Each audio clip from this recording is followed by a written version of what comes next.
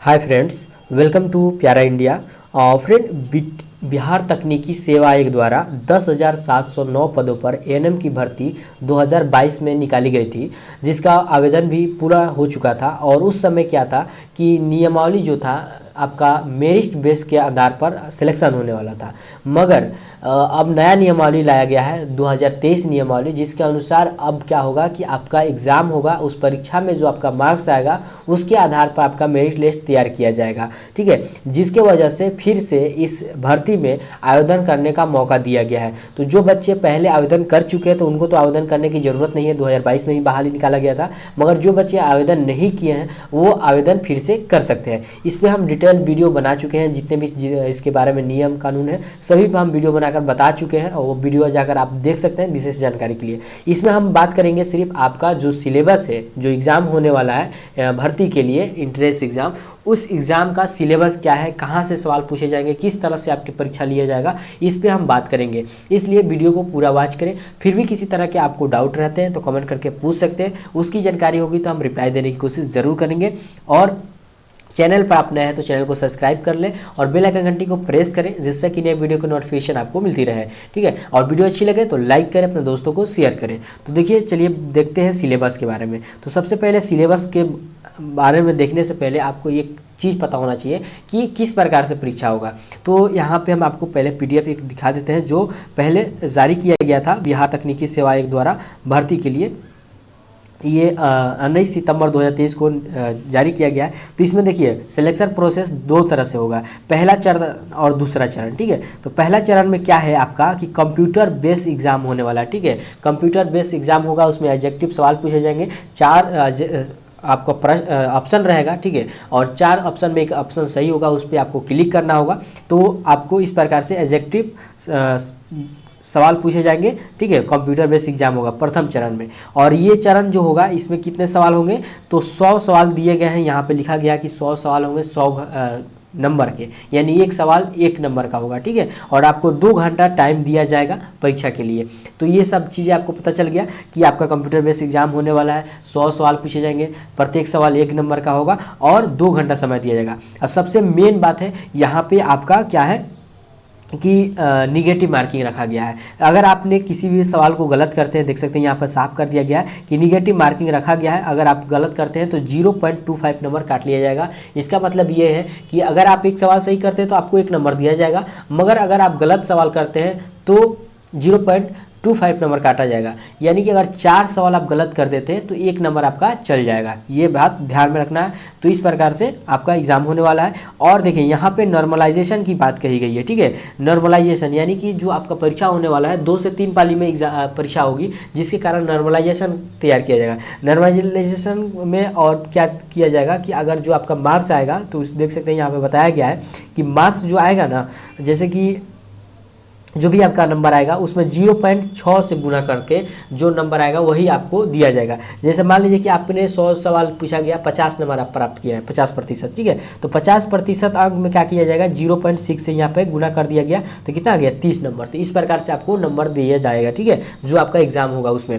उसके बाद देखिए, दूसरा चरण में क्या होगा, पहला चरण का तो आपका मार्क्स मिल गया, तो पहला चरण मिनिमम कितना, अधिकतम 60 नंबर का एग्जाम होगा। ठीक है, अधिकतम 60 नंबर दिया जाएगा, यानी कि प्रथम चरण में 60 से ज़्यादा नहीं होगा, क्योंकि देखिए 100 नंबर का अगर एग्जाम होता है जिसमें 0.6 से गुना कीजिएगा तो कितना होता है, 60 नंबर होता है, इसलिए 60 नंबर दिया जाएगा। तो इस प्रथम चरण में आपका एग्जाम हो गया। अब दूसरा चरण में आप मेरिट लिस्ट तैयार किया जाएगा। मेरिट लिस्ट में आपका प्रतियोगिता परीक्षा का जो अंक मिलेगा उसको ऐड किया जाएगा। उसके बाद जो आपने उच्च कोर्स किया है, जैसे मान लीजिए कि एएनएम के बाद आपने जीएनएम किया है। ठीक है, तो एएनएम के बाद आपने जीएनएम किया है तो आपको 10 नंबर मिलेगा। ठीक है, अगर आपने एएनएम के बाद जीएनएम किया है, फिर जीएनएम के बाद आपने बीएससी नर्सिंग कर लिया है, या पोस्ट बेसिक नर्सिंग कर लिया है, या एमएससी नर्सिंग कर लिया है, तो आपको 15 नंबर दिए जाएंगे। तो इस प्रकार से आपको यहाँ पे अधिकतम 15 नंबर मिलने वाला है। और उसके बाद आपका संविधा पर जो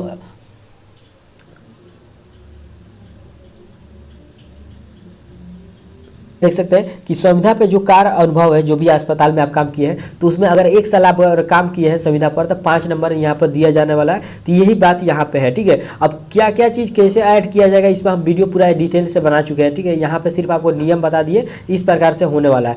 अब देखिए सिलेबस के बारे में, तो सिलेबस देखिए वहीं पर यहाँ पर दिया गया है कि सबसे पहले आपका जो भी बातें यहाँ पे दी गई है मेंशन कर दिया गया है। ठीक है, आपका जो भी एग्जाम होगा 60 नंबर का होगा, यहाँ पे देख सकते हैं पूरा दे दिया गया है। हायर 15 मार्क्स का आपका होगा, जो हम आपको अभी बताए हैं, यहाँ पर दिया गया है कि 60 नंबर का तो आपका एग्जाम होगा। ठीक है,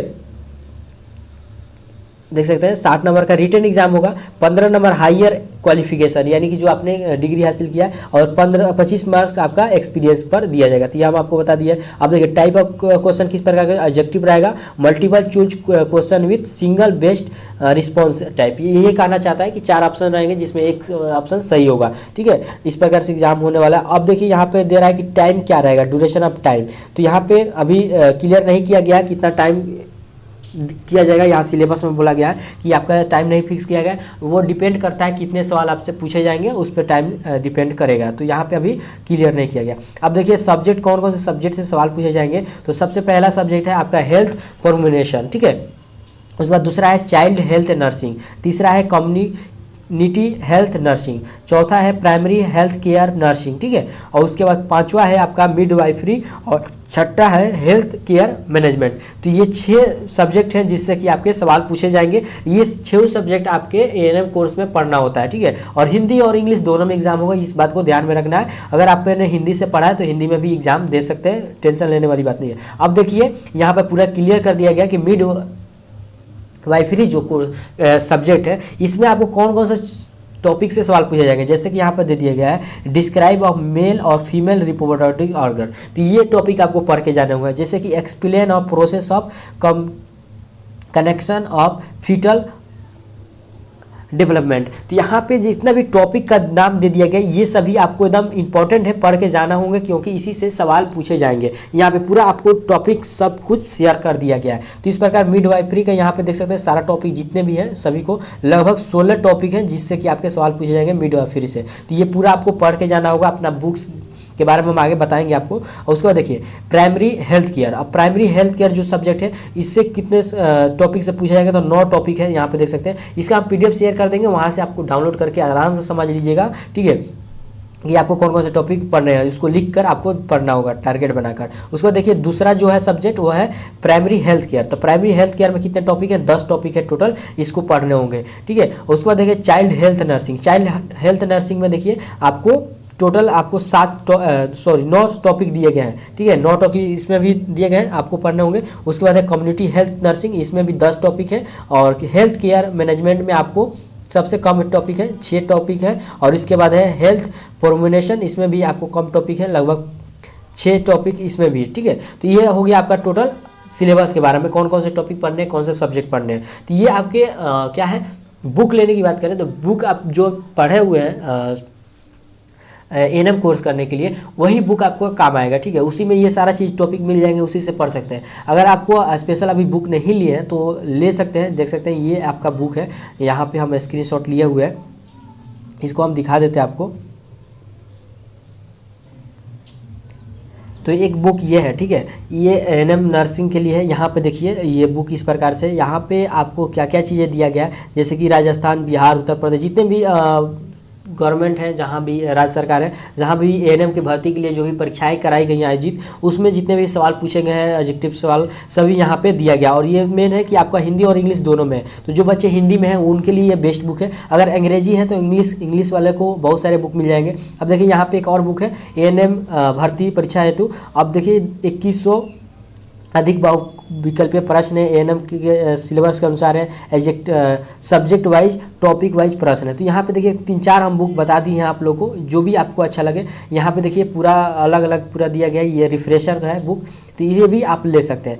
मगर देखिए बुक कोई भी लीजिएगा, उसमें ध्यान देने वाली क्या बात है, बुक लेने से पहले आपको ध्यान देना है कि जो भी बुक लें उसमें क्या होना चाहिए, आपका एग्जेक्टिव बेस एग्जाम होने वाला है। तो पहले तो आपका जो भी टॉपिक पढ़ रहे हैं वो टॉपिक पूरा डील किया रहा है। ठीक है, और डील करने के साथ या आपके पास बुक है पहले से पूरा टॉपिक का डील किया हुआ है, तो आप क्या कीजिए कि उसके संबंधित ऑब्जेक्टिव सवाल लगाइए। ठीक है, उससे संबंधित जो भी ऑब्जेक्टिव सवाल होते हैं वो बनते हैं उससे, वो आप बुक लीजिए, उसमें ज़्यादा से ज़्यादा क्वेश्चन बनाने के काम कीजिए। क्योंकि आपकी परीक्षा में जाकर टॉपिक को लिखना नहीं है, आपको ऑब्जेक्टिव सवाल बनाने हैं, वहाँ पर आपको क्वेश्चन बनाने हैं। तो इसलिए आप ज़्यादा से ज़्यादा क्वेश्चन बनाइएगा, तभी आप एग्जाम को क्वालिफाई कर पाइएगा।